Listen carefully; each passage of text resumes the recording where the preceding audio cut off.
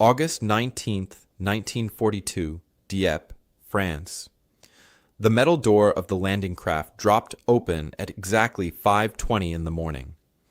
Canadian soldier Jack Poulton took one step forward. He did not step onto a beach. He stepped into a killing zone. Machine gun bullets tore through the air around him like angry hornets. The sound was deafening. Men fell before they could take 3 steps. Poulton had no idea that his nightmare was about to save D-Day. He had no idea that the disaster happening around him would completely change how the Allies won World War II. All he knew was that his friends were dying, and he might be next. This was supposed to be a quick raid. Get in, destroy some German targets, capture some prisoners, and get out. The Canadian commanders told the men it would take about 15 hours. They would be home by dinner. But as Poulton watched the man next to him collapse into the cold water, he knew something had gone terribly wrong. The beach in front of him was covered in smooth stones the size of eggs. You could not run on these stones. You could not dig into them for cover. And worst of all, you could not hide from the German guns that pointed down from the cliffs above. Every Canadian soldier on that beach was completely exposed. They were like targets at a shooting range. The Germans had perfect aim. The Canadians had nowhere to go. The disaster at Dieppe would kill or wound 68% of the 6,000 men who landed there that morning. In just 9 hours, over 3,300 Canadian soldiers would become casualties. Nearly 1,000 would die. Almost 2,000 would be captured and sent to prisoner of war camps. The raid would fail every single one of its objectives. The British newspapers would call it a catastrophe. Canadian families would call it murder. But what nobody knew on that terrible August morning was that every bullet, every death, every failure was teaching the Allies something crucial. The men dying on the beaches of Dieppe were answering questions that would save over 80,000 lives when the Allies returned to France 2 years later on D-Day. But why were these men even here? Why would the Allies attack this heavily defended French port town in broad daylight? To understand that, you have to understand how desperate the summer of 1942 was for the Allied forces. The Nazis controlled almost everything. Hitler's armies had conquered 3.5 million square miles of territory. That is bigger than the entire United States. German soldiers stood guard from the coast of France all the way to the edges of Moscow. In the east, the Soviet Union was bleeding to death. By the middle of 1942, the Soviets had lost over 4 million soldiers fighting the Germans. 4 million. Every day, Soviet leader Joseph Stalin sent angry messages to Britain and America. He demanded they open a second front in Western Europe. He needed the Germans to fight on 2 sides at once. Otherwise, Stalin warned, the Soviet Union might have to make peace with Hitler.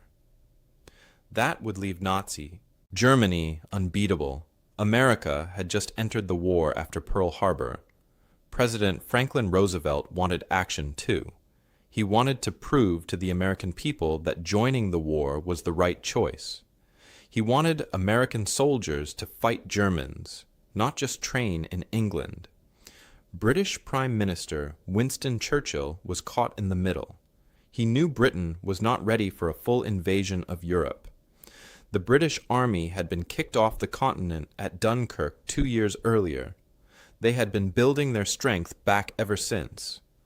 But Churchill also knew he could not afford to lose Stalin as an ally. He could not afford to look weak to Roosevelt. Something had to be done. The compromise was a raid. Not a full invasion, but something big enough to look serious. Something that would test German defenses. Something that would gather information about what it took to assault Hitler's Atlantic Wall. The Atlantic Wall was the line of bunkers, guns, and fortifications the Germans had built along the entire coast of occupied Europe. It stretched for thousands of miles. Nobody in the Allied command knew how to break through it. Nobody had ever tried to invade a heavily defended coast like this before. How many men would it take? What kind of ships? Could tanks land on beaches? How strong were German defenses really? These were questions that needed answers, and the only way to get those answers was to try. So they chose Dieppe. It was a small port town on the French coast straight across the English Channel from England. It had a population of about 25,000 people. Intelligence reports said the German defenses there were moderate, not too strong, not too weak, perfect for a test. The plan seemed simple enough: land at dawn with about 6,000 men, mostly Canadians. The Canadian 2nd Division had been training in England since 1940. They were ready. They were eager. Many had never seen combat. They wanted their chance to fight. The plan was to destroy the port, capture some Germans, grab some invasion barges, and get out before the German reinforcements could arrive. 15 hours, start to finish. But the plan had fatal flaws. The commanders assumed they would have surprise on their side. They assumed air support would be enough. They assumed their tanks could climb over the seawall. They assumed wrong. What they did not know was that German guns sat on top of the cliffs with perfect views of the beach. What they did not know was that the beach was pure stone, not sand. What they did not know was that their Churchill tanks would get stuck. What they did not know would cost the lives of nearly 1,000 young men. 6,000 men, mostly Canadian, were about to find out the answer to an impossible question the hardest way possible. What they learned in the next 9 hours would cost them everything, but it would save hundreds of thousands of lives 2 years later. And none of them would ever know the truth about what they were about to accomplish. In the early months of 1942, Britain stood alone against Nazi Europe. For 2 long years, the British had fought without major allies on the continent. France had fallen. Most of Europe had fallen. Only Britain remained free, protected by the English Channel and the Royal Navy.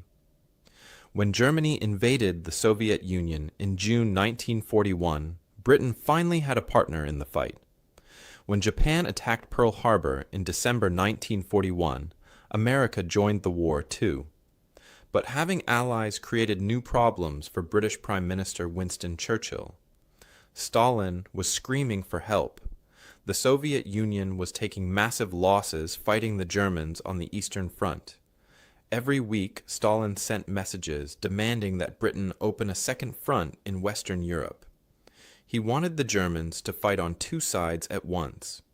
He even threatened to make a separate peace with Hitler if the Western Allies did not act soon. President Roosevelt wanted action as well. America had sent hundreds of thousands of soldiers to Britain, but they were just sitting there training. The American public wanted to see their boys fighting, not waiting. Churchill was trapped. He knew Britain was not ready for a full-scale invasion of France. The British Army had barely escaped from Dunkirk with their lives 2 years earlier. They did not have enough landing craft. They did not have enough trained men. They did not have the equipment needed to break through the Atlantic Wall. But Churchill also knew he could not afford to lose Stalin or disappoint Roosevelt. The solution was a compromise. They would launch a large raid on the French coast. It would not be a full invasion, but it would be big enough to look serious. It would test German defenses, gather important information, and boost morale.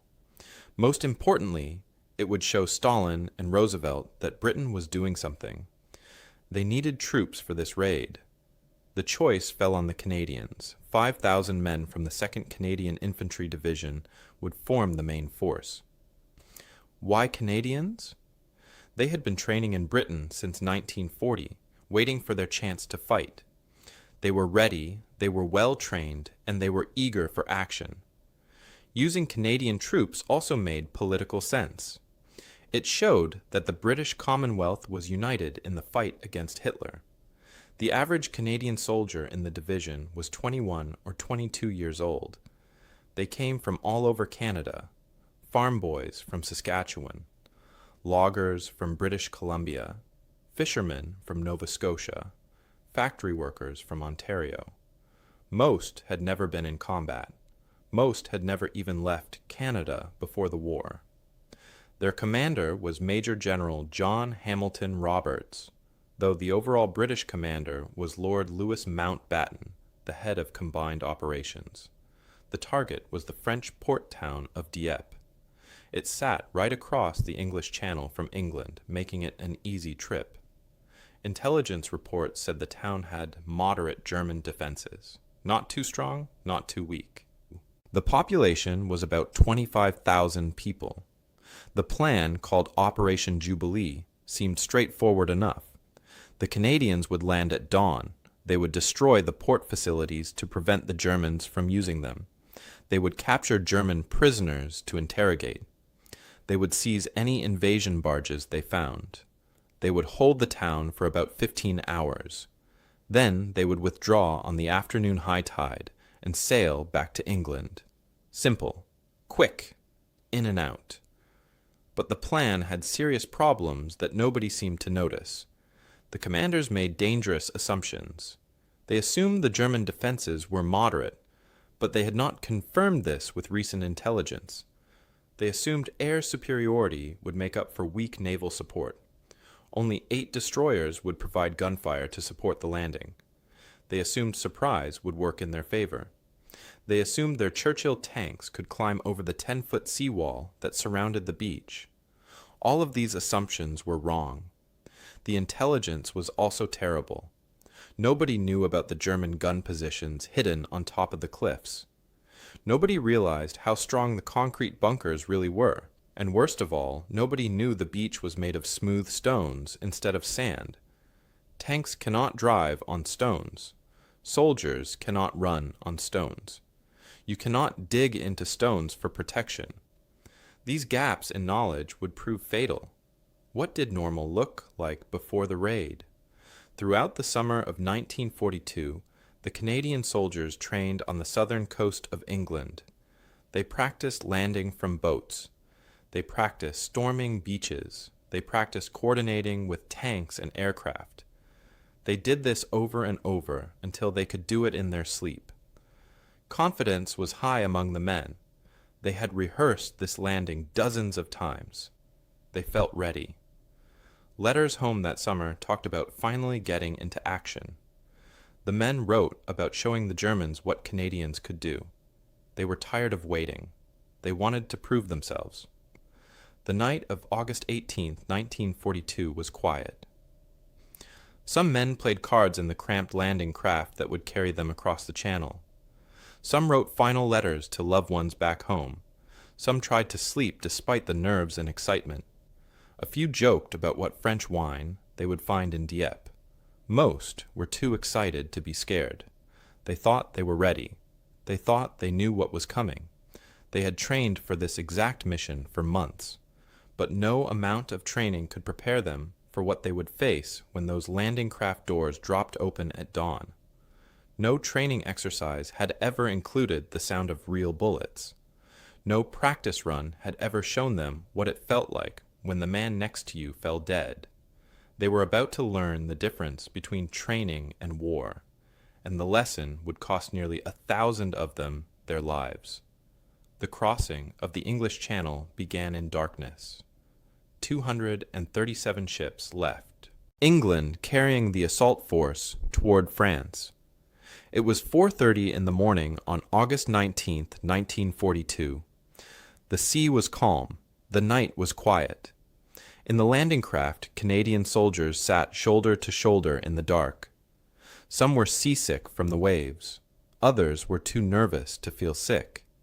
They could hear the engines of their boats rumbling through the water. They could smell the salt air and the diesel fuel. Most tried not to think about what was coming. But at 3:47 in the morning, disaster struck before the raid even began. One group of landing craft accidentally ran into a German convoy in the dark. Gunfire erupted in the middle of the channel. The noise echoed across the water. Any chance of surprise was now gone. The German defenders in Dieppe were wide awake and ready when the Canadians finally approached the shore. At 5:20 in the morning, the first landing craft hit the beaches. The doors dropped open. The men rushed forward into hell. At Blue Beach, near the village of Puis, the Royal Regiment of Canada charged off their boats and ran straight into a wall of bullets. German machine guns fired down from the cliffs above. The Canadians had no cover. The beach was narrow and surrounded by high walls. Within minutes, men were piled on top of each other, dead and wounded mixed together. By the end of the day, 97% of the Royal Regiment would be killed, wounded, or captured. 97%. Almost the entire unit wiped out in less than an hour. At Green Beach near Pourville, the South Saskatchewan Regiment had slightly better luck. They managed to get off the beach and into the town. But German reinforcements quickly surrounded them. They fought hard but were trapped. At the main beaches in front of Dieppe itself, Red Beach and White Beach, the assault turned into a complete catastrophe. This is where the disaster truly revealed itself. The sound hit the men first. German MG-42 machine guns fired at a rate of 1,200 rounds per minute. That is 20 bullets every single second. The sound was like cloth being ripped apart, over and over, never stopping. Tracer rounds cut through the air in bright lines, creating geometric patterns of death across the beach. The landing craft doors opened, and men saw cliffs bristling with weapons. Every gun seemed to be pointed directly at them. The beach was not sand like they expected. It was covered in smooth stones the size of eggs. Running on these stones was nearly impossible. The soldiers were carrying 90 pounds of equipment on their backs. Guns, ammunition, radio equipment, food, water. Trying to run across loose stones while carrying 90 pounds and being shot at was like trying to run through a nightmare where your legs would not work. The weather made it worse. It was a bright, cloudless morning. There was no fog to hide in, no rain to reduce visibility. The German gunners on the cliffs had perfect light to see their targets. Every Canadian on that beach was completely exposed, and since the beach was solid stone, they could not dig holes for protection. They could only press themselves flat against the rocks and pray. At 6:06 in the morning, 29 Churchill tanks landed on the main beach. This was the first time in history that tanks had been used in an amphibious assault. The British were proud of these tanks. They thought the tanks would break through the German defenses and clear a path for the infantry. But the beach stones immediately jammed the tank tracks. The tanks could barely move. Then they encountered the 10-foot seawall that ran along the waterfront. The wall was too high. The tanks could not climb it. 15 tanks became stuck on the beach, unable to advance. They sat there like stationary targets while German anti-tank guns destroyed them one by one. Not a single tank made it past the waterfront. The tank crews sat inside their steel boxes, listening to German shells pound against their armor, knowing they could not move, knowing they were trapped. Different people saw the disaster from different perspectives. Lieutenant Colonel Cecil Merritt of the South Saskatchewan Regiment became a hero that day. He stood on a bridge under heavy fire, waving his helmet and shouting to his men to follow him. "Come on over, there's nothing to worry about here," he yelled, even as bullets zinged past his head. His courage was incredible, but it could not change the fact that his men were being slaughtered. From the German side, Lieutenant Colonel Hermann Bartelt watched from his concrete bunker on the cliff. He could not believe the Allies were attacking such a fortified position in broad daylight. It seemed like suicide. Out at sea, British destroyer commanders watched through their binoculars as the disaster unfolded on the beaches. They fired their guns at German positions, but it was not enough. They could not provide the heavy bombardment the soldiers needed. They felt helpless watching men die. The numbers told the terrible story. By 7:00 in the morning, over 1,000 Canadians were already dead or wounded on the beaches.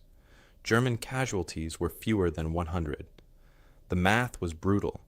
For every German hit, 15 to 20 Canadians fell. Over 30% of the landing craft were destroyed or disabled, burning in the shallow water. Bodies floated in the waves. The beach was covered with abandoned equipment and fallen men. At 9 in the morning, the commanders offshore faced an impossible choice. Should they send in reinforcements and try to salvage the mission? Or should they order a withdrawal and cut their losses? They made the worst possible decision. They sent in the reserves. The Fusiliers Mont Royal, fresh French-Canadian troops, were ordered to land and support the attack. These men were butchered the moment their landing craft doors opened. They died without accomplishing anything. By 11th hour in the morning, it was clear to everyone that the raid had failed completely. The order came to evacuate. But evacuation was nearly impossible under the heavy German fire. Many men were stranded on the beaches with no way to reach the boats. They had to choose between dying where they stood or surrendering. Everything hung in the balance, and the balance was tipping toward total disaster. Between 11:30 in the morning and 1 in the afternoon, everything that could go wrong at Dieppe reached its final, terrible conclusion. The evacuation order had been given, but getting off the beach alive was almost impossible. Landing craft tried to get close to shore to pick up survivors, but German machine guns tore into them. Some boats made it to the beach, only to be hit by artillery shells. They exploded in shallow water, killing the men they came to save. Other boats could not get close enough, because of the burning wreckage blocking the way. Men waded into the water up to their chests, trying to swim to the boats. Many drowned under the weight of their equipment. Others were shot while exposed in the open water. The chaos was complete. Officers shouted orders that nobody could hear over the constant roar of gunfire. Radios were destroyed or lost. Communication between the beach and the ships offshore had broken down almost completely. Small groups of soldiers made the hardest choice anyone can make. They stayed behind to buy time for others to escape. These rearguard actions were acts of incredible courage. Men who knew they would die or be captured held positions so their friends might have a chance to reach the boats. Corporal Fred Engelbrecht was one of these men. He found himself near a group of badly wounded Canadians who could not move on their own. Boats were leaving. He could have run for one. He could have saved himself. Instead, he stayed with the wounded. He knew what this meant. He would be captured. He would spend years in a German prisoner of war camp. But someone had to stay with the wounded, and Engelbrecht decided it would be him. Years later, he would say simply, "They were my friends. Someone had to stay." The beach was now a graveyard of broken equipment and broken men. Churchill tanks sat burning, black smoke pouring from their hatches. Abandoned rifles lay scattered across the stones. Helmets, backpacks, medical supplies. Everything the Canadians had brought lay strewn across the beach like garbage. Bodies floated in the surf where the waves pushed them back and forth. The smell of gunpowder and smoke filled the air. The sound of wounded men calling for help mixed with the ongoing crack of rifle fire. Some men lay perfectly still, pretending to be dead, hoping the Germans would not notice them. Others crawled toward any cover they could find, leaving trails of blood on the stones behind them. But while the Canadians were dying, something else was happening that nobody on the beach knew about. Allied observers were documenting everything. Officers on the ships offshore were taking notes. What kind of obstacles blocked the tanks? How effective was the naval gunfire? What happened when landing craft hit a defended beach? Every failure was being recorded. Every problem was being written down. The beach composition mattered, they noted. Stones are impassable for tanks and running soldiers. Tanks need special modifications to handle beach obstacles. Frontal assault on a defended port is suicide, they realized. The timing of tides is crucial for landing craft to work properly. Air superiority alone is not enough. You need massive naval bombardment to suppress enemy guns. The Germans will defend ports to the death, so you must land between ports, not directly on them. You need specialized landing craft designed for different types of terrain. Communication between sea, air, and land forces must be perfect, or everything falls apart. Each of these lessons was being written in Canadian blood. Every Canadian who died was answering a question that Allied planners needed answered. Can tanks land on beaches? The answer, written in 15 destroyed Churchills, was not without special equipment. Can you take a fortified port by direct assault? The answer, written in nearly 1,000 dead Canadians, was absolutely not. What kind of naval support do you need? The answer was much, much more than 8 destroyers. The men fighting and dying on the beach had no idea they were teaching these lessons. They thought they were failing. They thought their mission was pointless. They had no way to know that every mistake, every death, every failure was being carefully studied by the planners who would organize D-Day 2 years later. The human experience of those final hours was pure fear, mixed with courage. Men watched their friends die and knew they were probably next. Some were paralyzed by terror, unable to move. Others found courage they did not know they had. Medics ran through machine gun fire to drag wounded men to shelter. Officers tried to maintain order even as their units fell apart around them. There was massive confusion. Some soldiers received orders to advance. Others received orders to retreat. Some received no orders at all because their commanders were dead. The determination of some men was remarkable. Small groups kept fighting even when the situation was completely hopeless. They fought because their friends were fighting. They fought because they did not know what else to do.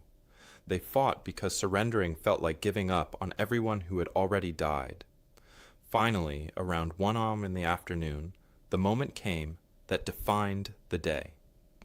Over 2,000 Canadian soldiers began to raise their hands in surrender.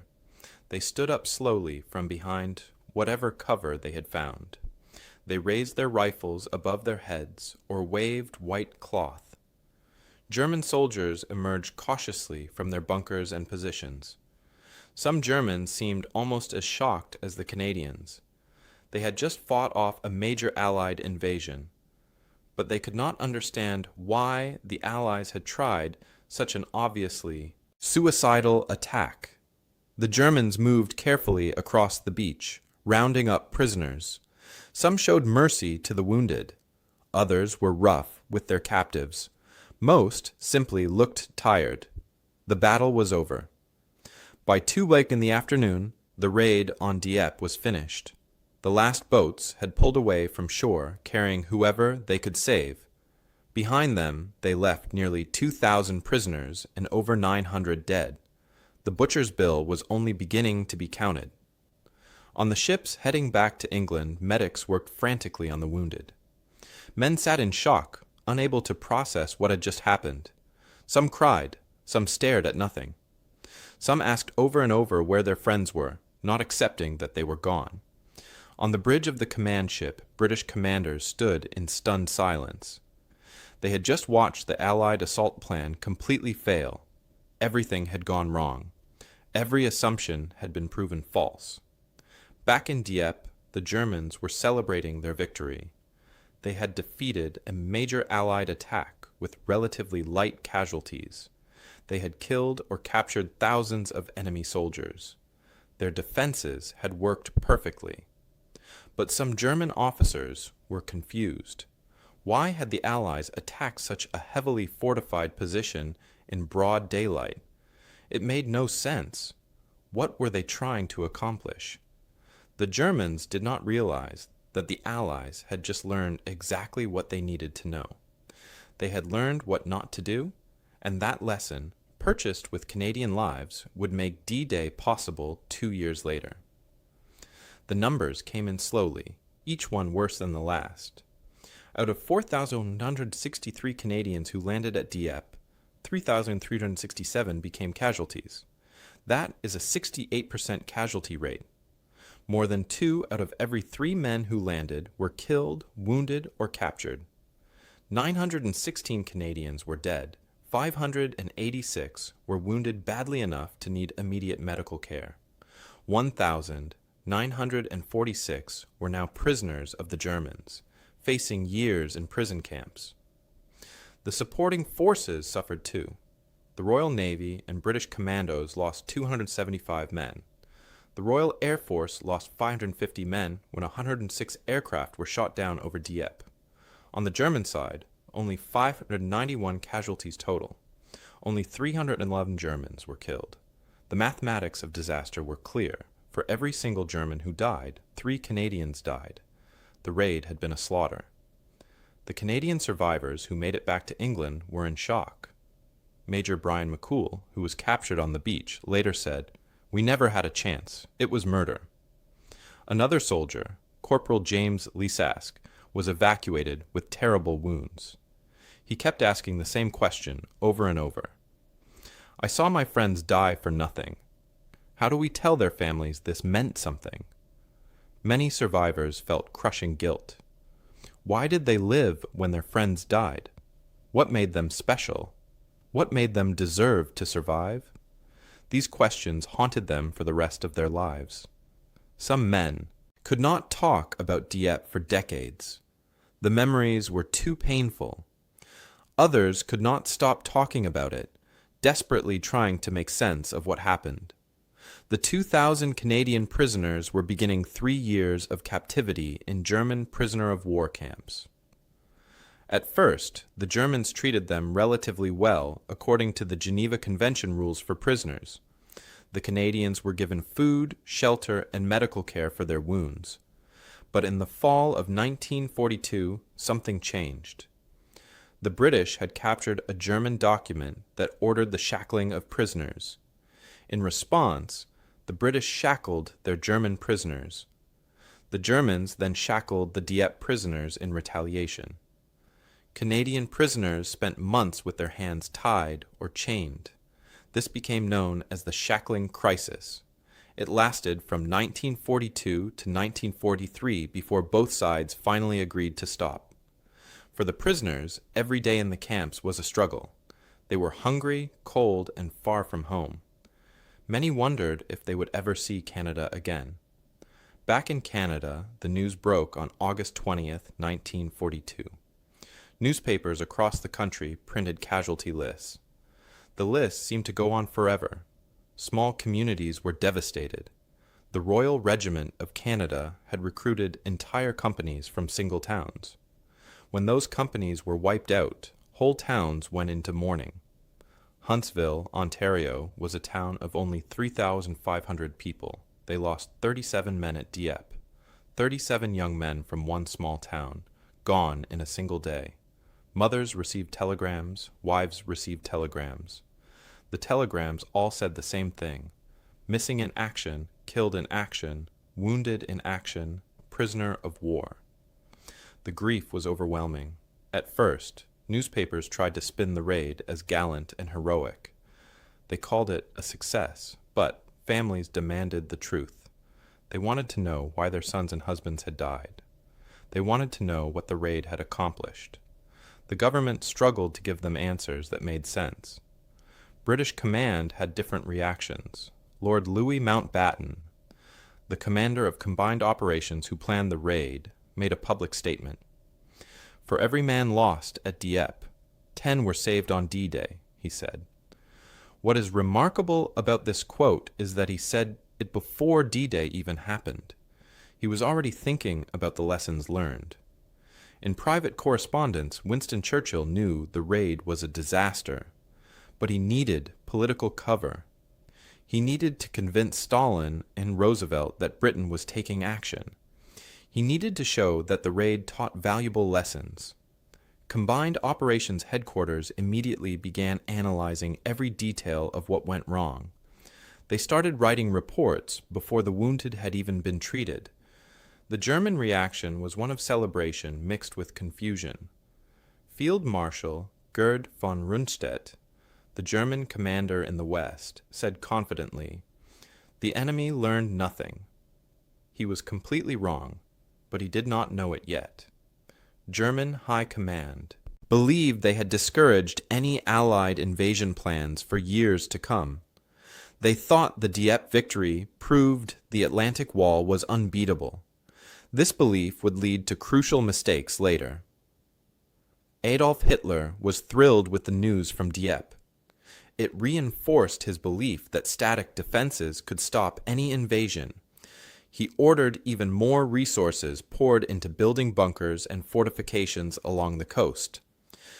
German propaganda celebrated the Dieppe victory endlessly. They showed newsreels of captured Canadians and burning Allied tanks. They wanted the world to see what happened when you attacked Fortress Europe. The human cost went beyond simple numbers. Les Fusiliers Mont-Royal, the French-Canadian unit sent in as reserves, suffered 95% casualties. 95%. Almost every man in the unit was killed, wounded, or captured. The Royal Hamilton Light Infantry lost officers and sergeants from single blocks back in Hamilton. Entire neighborhoods lost their leaders. The Essex Scottish Regiment had recruited companies from the same factories and neighborhoods in Windsor and Essex County. Friendship groups that had grown up together, worked together, and joined the army together were wiped out together. The Calgary tank sent 29 tanks to Dieppe. Only 14 tank crews returned, and 7 of those crews were wounded. The bonds between these men made their losses even more painful. They were not just losing fellow soldiers, they were losing brothers, cousins, neighbors, and best friends. But amid all the horror, there were also moments of humanity that showed war had not destroyed everything good in people. German medics came down onto the beach to treat Canadian wounded. They gave them water and bandages. They carried them to shelter. French civilians in Dieppe risked their lives to hide wounded Canadians in their homes. If the Germans found them, they would be sent to concentration camps. But they did it anyway because it was the right thing to do.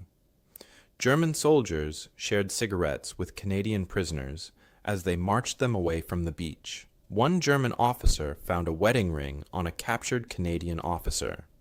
Instead of keeping it, he returned it before sending the Canadian to a prison camp. These small acts of kindness mattered. They reminded men on both sides that their enemies were human beings, not monsters. The broader significance of what happened was already beginning to reveal itself. Captain John Hughes Hallett, the Naval Force commander, spoke to Mountbatten the day after the raid. "We just learned how not to invade Europe," he said. That same day, they established the Dieppe Analysis Committee. Every after-action report was collected. Every soldier who made it back was debriefed. Every piece of wreckage was studied. What went wrong? Why did it go wrong? How could it be fixed? The answers to these questions were being written even as Canadian families mourned their dead. The disaster at Dieppe changed everything about how the Allies would fight the rest of the war, though it took time for people to understand this. In the fall of 1942, Allied planners sat in rooms surrounded by reports from Dieppe. They read every interview with survivors. They studied every photograph of the beach. They examined pieces of destroyed landing craft and damaged tanks.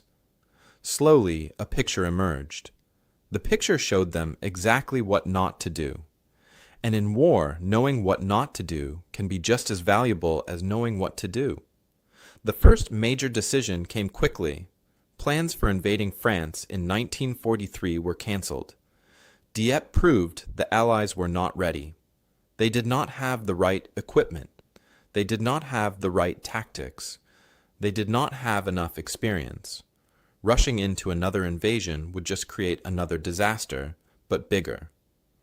Instead, the Allies shifted their focus to North Africa in Operation Torch, then to Sicily. They would attack the edges of Hitler's empire first, gaining experience and buying time to prepare properly.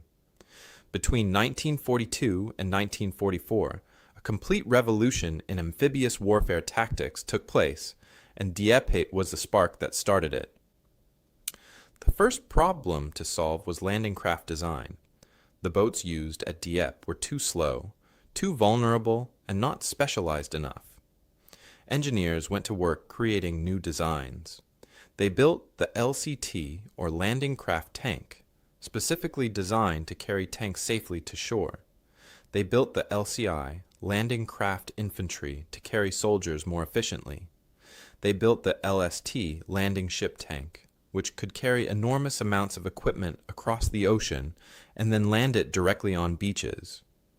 They also developed something called the DUKW, an amphibious truck that could drive through water and then up onto land. This solved the supply problem that crippled the Dieppe forces. Additionally, a British officer named Percy Hobart designed specialized armored vehicles that became known as Hobart's Funnies.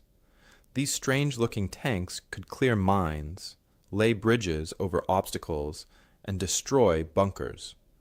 They were specifically designed to solve problems the Canadians faced at Dieppe.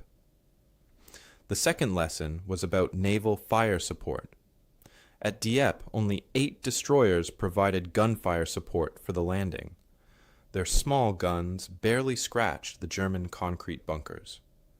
After studying the disaster, planners realized they needed massive naval bombardment before troops ever hit the beach.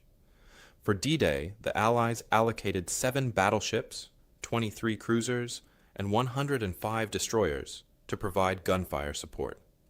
That is compared to 8 destroyers at Dieppe. The difference was enormous. They also developed special rocket-firing landing craft that could launch hundreds of rockets at beach defenses just before the soldiers landed. The goal was to suppress enemy fire so completely that soldiers would have a chance to get off the beaches alive. The third major change was in landing strategy itself. Dieppe taught the Allies to never assault a fortified port directly.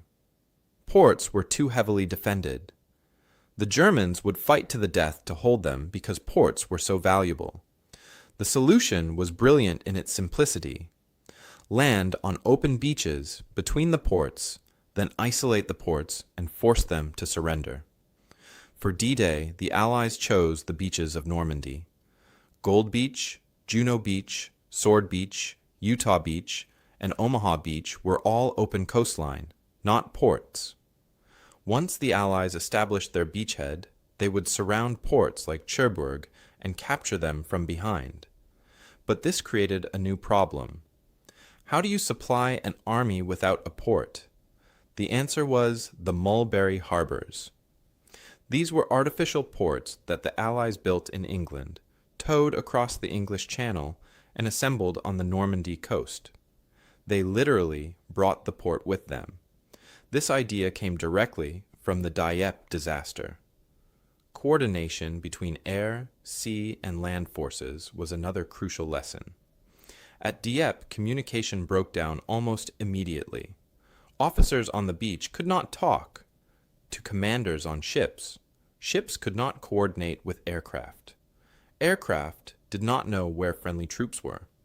After Dieppe, the Allies created entirely new command structures for amphibious operations. They developed new radio equipment that worked better. They required extensive training where all 3 services practiced working together. The goal was to make sure everyone knew what everyone else was doing at all times. Beach reconnaissance became almost an obsession after Dieppe. The Allies had assumed the Dieppe beach was sand. It was actually stones. This one mistake contributed to the disaster. Never again would they make an assumption like that. They established special teams called Combined Operations Pilotage Parties, or COPs. These were underwater reconnaissance teams that swam to enemy beaches at night. They measured the depth of the water. They checked the composition of the sand or stones. They looked for obstacles and mines. They mapped underwater approaches. Before D-Day, these teams surveyed the Normandy beaches so thoroughly that Allied planners knew the exact gradient of every beach, the exact composition of the sand, and the location of every obstacle. Small submarines called X-craft also mapped underwater approaches to the beaches. Nothing was left to chance. Timing became a science. At Dieppe, the timing of the tides caused problems for landing craft. Some could not get close enough to shore. Others got stuck on the beach when the tide went out. After Dieppe, understanding tide tables became a strategic priority.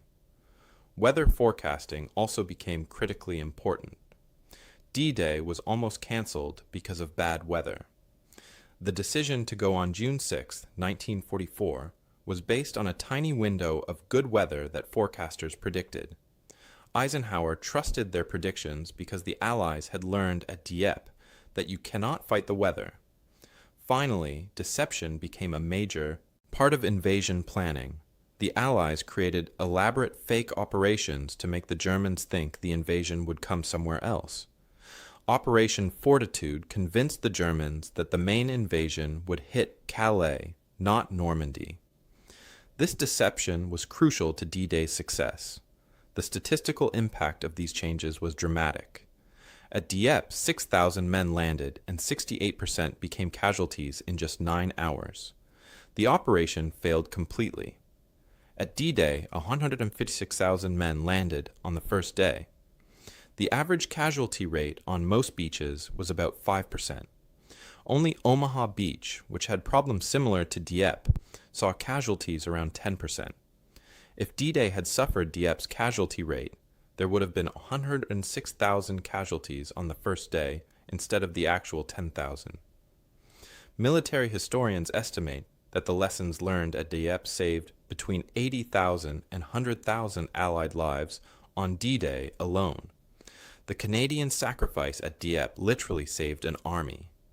Specific D-Day successes came directly from Dieppe lessons. Juno Beach, Elysian, was the Canadian sector on D-Day. Canadian forces applied every single lesson they had learned in blood 2 years earlier. They advanced 6 miles inland on D-Day, farther than any other Allied force. The specialized armor from Hobart's Funnies cleared obstacles that had stopped tanks at Dieppe. The massive naval bombardment suppressed German defenses in ways that 8 destroyers never could. Landing between ports instead of attacking them directly allowed the Allies to establish their beachhead. The Mulberry harbors solved the supply problem that destroyed the Dieppe operation. The impact spread beyond just Europe. The United States Marines studied Dieppe reports extensively. Every lesson was incorporated into their plans for attacking Japanese-held islands in the Pacific. The assault on Tarawa in 1943 used many Dieppe lessons about naval gunfire and reconnaissance. Every Pacific amphibious operation from 1943 to 1945 benefited from what the Canadians learned at Dieppe. British military doctrine was completely rewritten based on Dieppe. Combined operations became a formal discipline with specialized training centers. Dieppe became required study at every military staff college in Britain. Ironically, Dieppe also affected German military thinking, though in ways that hurt them. Hitler was convinced by the Dieppe victory that the Atlantic Wall worked perfectly. He poured more resources into building static defenses. He kept valuable mobile reserves away from the coast because he thought fixed fortifications could stop any invasion. When D-Day came, German Field Marshal Erwin Rommel wanted mobile reserves positioned close to the beaches. Hitler overruled him, partly because Dieppe had convinced Hitler that static defenses were enough. The German reaction to Dieppe actually helped D-Day succeed. Lieutenant Colonel Cecil Merritt became the face of Canadian courage at Dieppe. He was the officer who stood on the bridge at Thiant, Pourville waving his helmet and shouting, "Come on over, there's nothing to worry about here," while bullets flew past his head. His bravery was so remarkable that he was awarded the Victoria Cross, the highest military honor in the British Commonwealth. But Merritt's story did not end with his medal. He was captured at Dieppe and spent the next 3 years in a German prisoner of war camp called Oflag Samaman B. The camp was cold, the food was terrible, and every day felt like a year. But Merritt survived. He returned to Canada in 1945 and was elected to Parliament. He spent the rest of his life fighting for veterans, making sure they received the care and recognition they deserved. Merritt died in the year 2000 at age 90. Until his last days, he defended the men who fought at Dieppe. He never stopped telling people that those soldiers were heroes, even if the mission failed. Jack Poulton was the soldier mentioned at the very beginning of this story. He was one of the few men from the Royal Regiment of Canada to survive the horror of Blue Beach. Almost everyone in his unit was killed or captured. Poulton himself was captured and sent to a German prison camp called Stalag AEB. He survived 3 years as a prisoner of war, enduring hunger, cold, and the constant fear that he might never see home again. When the war ended in 1945, Poulton returned to Canada. But he carried the beach with him everywhere he went. He struggled with terrible survivor's guilt.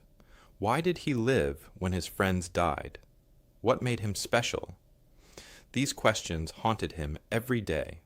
For decades, Poulton dedicated himself to telling the stories of the men who did not come home. He visited schools and talked to students about Dieppe. He wanted young people to remember his friends. Poulton died in 2007 at age 86, still carrying the weight of that terrible morning. Corporal Fred Engelbrecht was the man who volunteered to stay behind with the wounded during the evacuation. He knew staying meant capture. He knew it meant years in a prison camp. But he looked at the wounded men around him and realized someone had to stay. They were his friends. He could not leave them alone.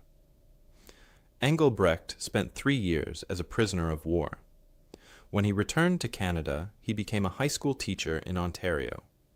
For almost 50 years, he never spoke about Dieppe. His students had no idea he was a war hero. In 1992, a newspaper ran an article about him. Suddenly, everyone wanted to hear his story. He finally agreed to speak at schools in the 1990s. He told students that he wanted them to understand the real cost of war. War is not just about battles and victories. War is about the people who never came home. Engelbrecht died in 2007, having lived a quiet, good life despite the horrors he witnessed. Not everyone survived. Lieutenant John Council was only 23 years old. He came from Windsor, Ontario, and was part of the Essex Scottish Regiment. He was killed on Red Beach, in the first wave of the attack. His body was never recovered from the beach. Today, his name is inscribed on the Brookwood Memorial in Surrey, England, along with hundreds of other Dieppe soldiers who have no known grave. Before he left for the raid, Council wrote a letter to his fiancée back home. The last line of that letter said, "Whatever happens tomorrow, know I fought for something important."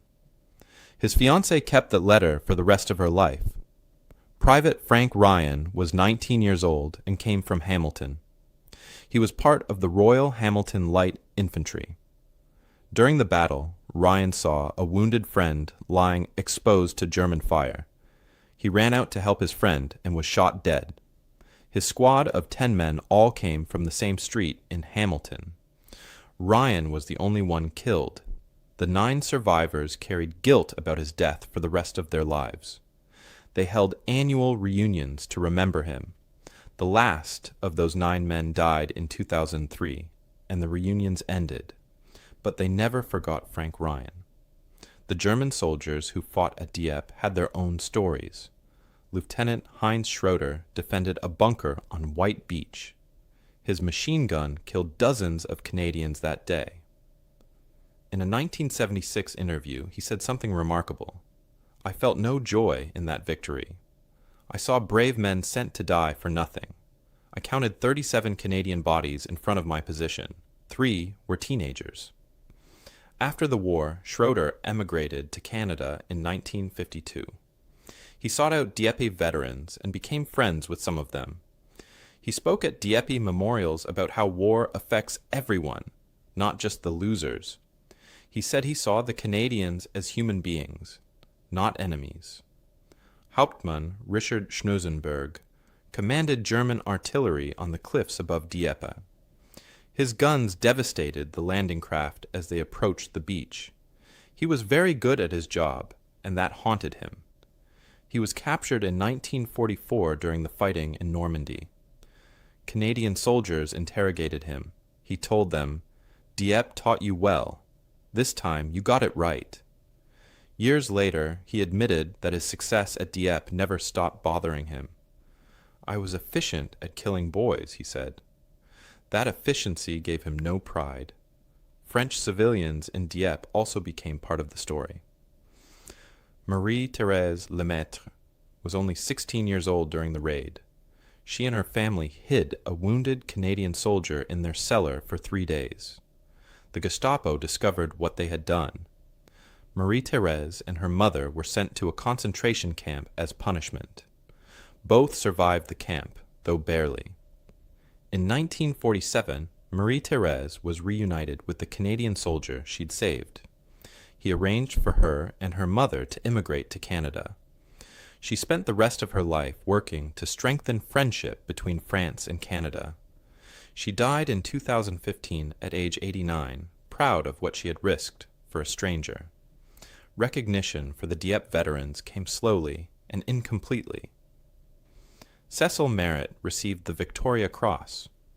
4 men received the Distinguished Service Order. 52 received the Military Cross. 264 other decorations were awarded. But many acts of heroism went unrecorded because too few witnesses survived. Recommendations for medals were lost when headquarters evacuated in chaos. The British government initially tried to minimize the disaster, which meant downplaying Canadian heroism. It took years of fighting to get proper recognition for what those men did. Many heroes died before they ever received the honors they deserved, but their families never forgot. Their children and grandchildren made sure their stories were told. They created oral history projects to record the memories of survivors before they died. They attended ceremonies in Dieppe every August 19th. They made sure the sacrifice was remembered, even when the veterans themselves were gone. In Canada today, the memory of Dieppe lives on in stone and steel monuments scattered across the country. In Windsor, Ontario, there is a park called the Dieppe Veterans Memorial Park.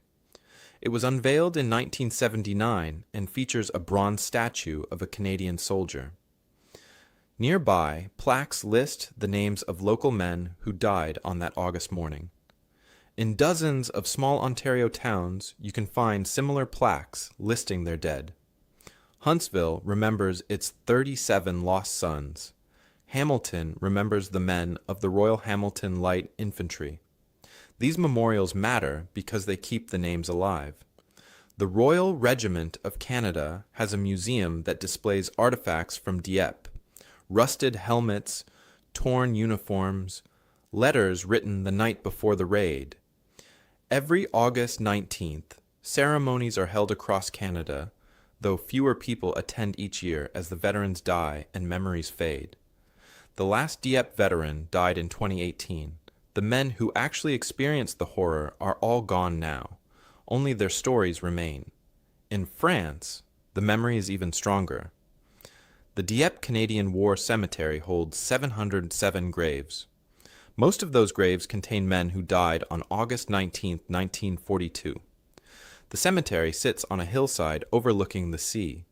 It is peaceful and beautifully maintained. Local French volunteers care for the graves with devotion.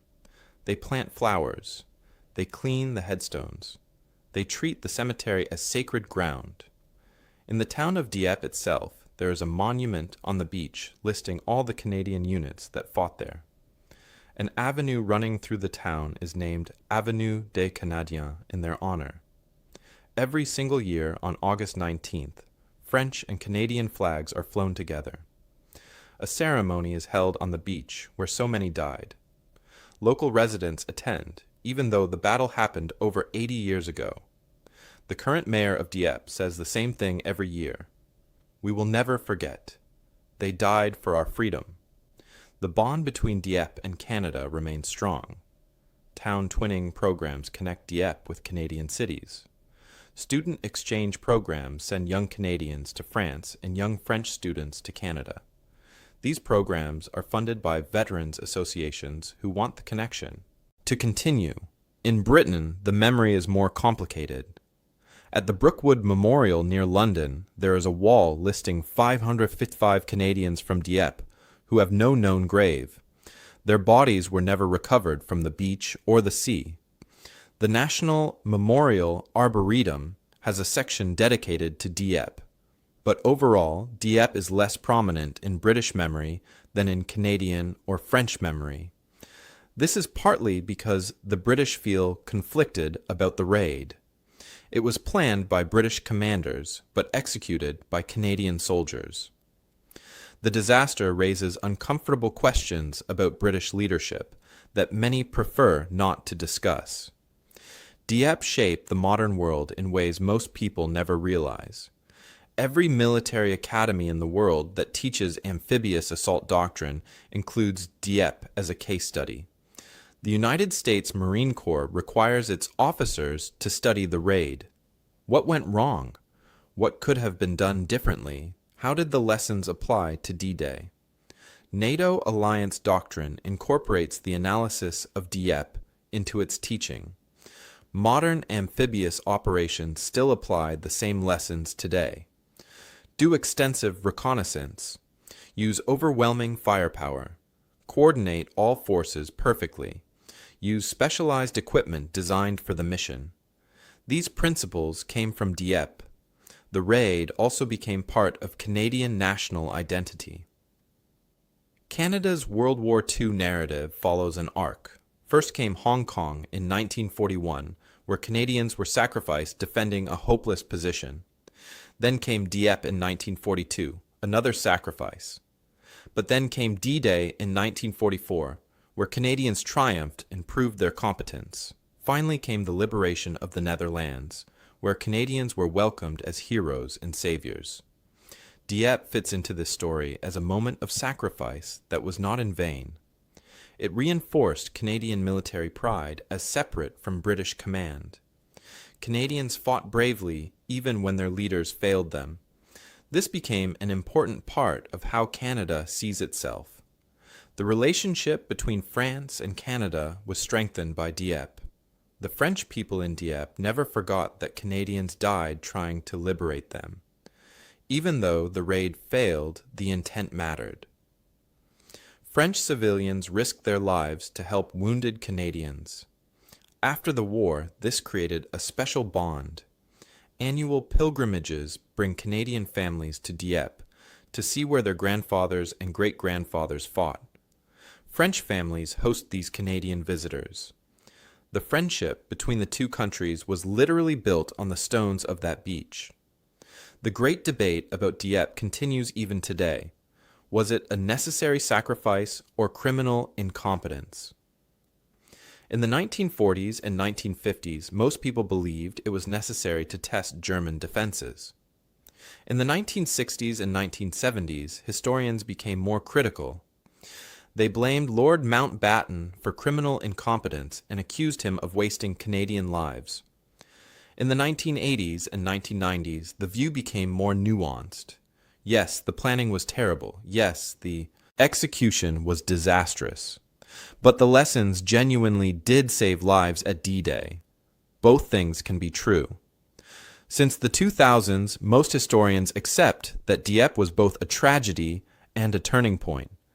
It should never have happened the way it did, but the lessons learned were genuinely important. The descendants of Dieppe veterans carry the story forward. Jack Poulton's grandson became a military historian who specializes in Dieppe.